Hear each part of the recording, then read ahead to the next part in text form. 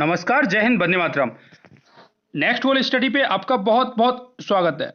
आज की जो टॉपिक है उस टॉपिक में हम लोग पूरा का पूरा कोशिका टॉपिक लेके आए हैं। इस टॉपिक को यदि आप खुद से पढ़ने बैठोगे तो कम से कम 1 से 1.5 घंटा हो जाएगा, तब आप इतना डाटा इकट्ठा कर पाओगे जो 2 से 3 मिनट के अंदर मैं आप तक ट्रांसफर करने जा रहा हूँ। तो बिना देर किए आइए अपनी सेल टॉपिक स्टार्ट करते हैं। देखिए, बात की जाए अगर कोशिकाओं के अध्ययन की, किसकी? कोशिकाओं के अगर अध्ययन की बात की जाए तो वो साइटोलॉजी में किया जाता है। जो कोशिका शब्द है अर्थात सेल शब्द है, ये सेलुला से बना है, और सेलुला जो शब्द है ये लैटिन भाषा का शब्द है। तो सेल कहीं ना कहीं इनडायरेक्ट रूप से लैटिन भाषा का शब्द हो गया। देखिए, इसकी जो खोज है वो बहुत दिलचस्प है। कोशिका की खोज बहुत ही ज़्यादा दिलचस्प है। सबसे पहले एक व्यक्ति हुए रॉबर्ट हुक, उन्होंने 1665 में कोशिका की खोज करते हैं, लेकिन दुर्भाग्यवश से वो एक मृत कोशिका निकलती है। अगले व्यक्ति आए ल्यूवेन हुक। ल्यूवेन हुक ने 1674 में 1674 में एक कोशिका की खोज की। वो जीवित कोशिका थी और उस कोशिका को हम लोग बैक्टीरिया बोलते हैं। क्या बोलते हैं? बैक्टीरिया। तो ल्यूवेन हुक ने बैक्टीरिया की खोज की जो एक कोशिका थी, तो इस हिसाब से ये एक जीवित कोशिका के जनक हो गए। बात आए कोशिका सिद्धांत किसने दिया, तो 2 वैज्ञानिक थे, स्वान और सॉलेंट। इन लोगों ने कोशिका सिद्धांत दिया, सेल थ्योरी दी कि कोशिका किस हिसाब से कार्य करती है।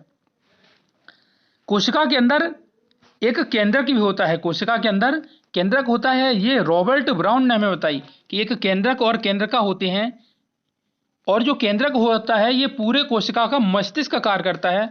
अर्थात सेल क्या कार्य करेगी, क्या काम नहीं करेगी, ये सब कुछ केंद्रक डिसाइड करता है। कोशिका के अंदर डीएनए और आरएनए भी पाए जाते हैं, जो दोनों न्यूक्लिक एसिड होते हैं। ये बात हमें वॉटसन एवं क्रिक के द्वारा पता चली और आपको मेरे द्वारा पता चल रही है।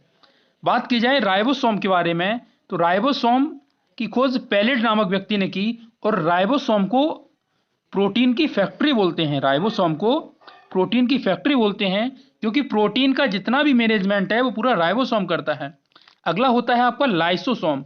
लाइसोसोम की खोज डी डुबे के द्वारा की गई, और लाइसोसोम को आत्महत्या की थैली भी कहा जाता है।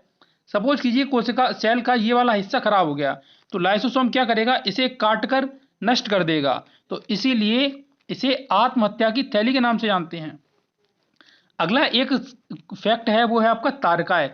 कोशिका के अंदर एक तारकाय भी होता है। इस तारकाय की खोज जो है ये वॉरवॉय के द्वारा की गई, और तारका ही है वो जो कोशिका विभाजन में मदद करता है। कोशिका के अंदर गुणसूत्र भी पाए जाते हैं, और इन गुणसूत्रों की जो खोज है वो आपके वॉल्डेयर साहब के द्वारा की गई। और आपको जानकर हैरानी होगी कि जो गुणसूत्र हैं वैसे तो 40 होते हैं, या 23 जोड़ी हम इन्हें बोल सकते हैं, लेकिन जो गुणसूत्र हैं ये जीनों का भी एक पीढ़ी से दूसरी पीढ़ी तक वाहक होते हैं।